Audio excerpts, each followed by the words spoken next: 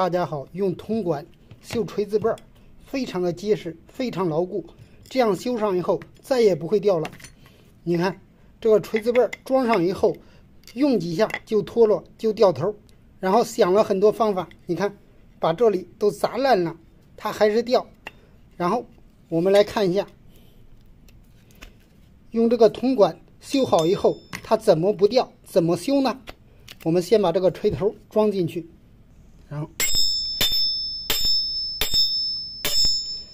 砸进去以后，你看这里还有一个缺口，然后我找一个木塞子，从这里给它塞进去，看了吗？然后砸进去，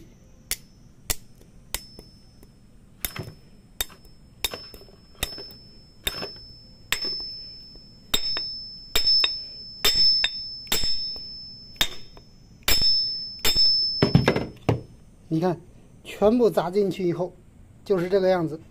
然后我们怎么做呢？我把这个铜管看了吗？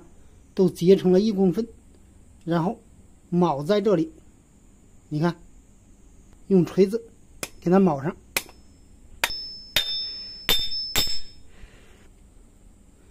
然后这里再铆一个，